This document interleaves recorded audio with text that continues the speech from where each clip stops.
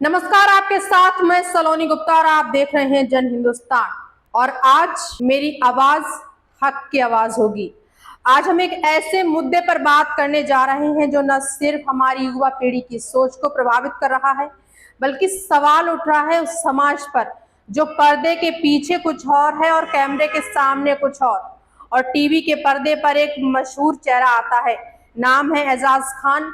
काम निर्माता और अभिनेता और खुद को एक सच्चा मुसलमान कहने वाला इंसान। लेकिन सवाल ये है कि बॉलीवुड के कुछ दिलचट्टों की वजह से हमारी धार्मिक पहचान हमें नैतिक जिम्मेदारी से मुक्त कर देती है और कहती है कि जाओ और जाके फैलाओ समाज में अभद्रता।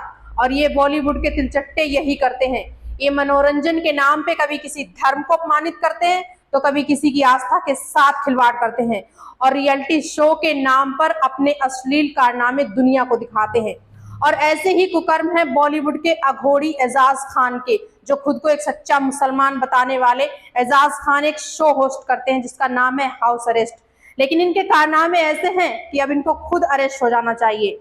इनके शो में आते ही मुस्लिम महिलाओं को बाहर का रास्ता दिखाया जाता है। क्यों? क्या इसलिए कि वो कम सोख थी, या फिर इसलिए कि कैमरे की टीआरपी को बोल्डनेस चाहिए थी? और फिर जो हुआ वो तो हैरान कर देने वाला था। कैमरे के सामने एक एक करके लड़कियों से कामसूत्र की बातें पूछी जाती हैं, अभद्र पोजीशन बताने को कहा जाता है और फिर उन लड़कियों के निजी कपड़े, हाफ हिप्स, ये सब कुछ एक शो के नाम पर जनता को परोसा जाता है। और हम पूछना चाहते हैं कि यहाँ गलती किसकी है? उस लड़के की जो खुद को धार्मिक मानकर भी हर सीमा लांघ जाता है, या उन लड़कियों की जो कैमरे की चमक में अपनी और अपने माँ बाप की इज्जत और सम्मान का सौदा कर लेती हैं?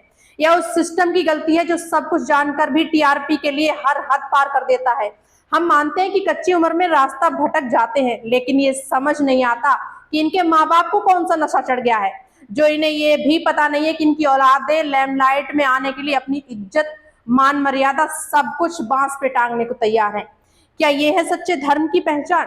क्या ये है मनोरंजन, या फिर नैतिक पतन और बेशर्मी का खुला मंच? आज सवाल सिर्फ एक एजाज खान पर नहीं है, सवाल हम सब पर भी है कि हम क्या देख रहे हैं, क्या सोच रहे हैं और क्या बनते जा रहे हैं। लेकिन अब सरकार को इन सब पर लगाम कसनी होगी और ऐसी गंदी और ओछी सोच के अघोरियों का इलाज करना पड़ेगा। नमस्कार।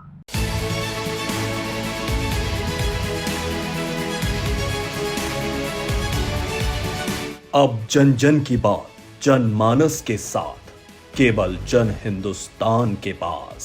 27 में सफा चट। ये जो लोग चिल्ला रहे समाप्तवादी समाप्तवादी, इस चुनाव के बाद और 27 में जनता इन्हें समाप्त कर देगी।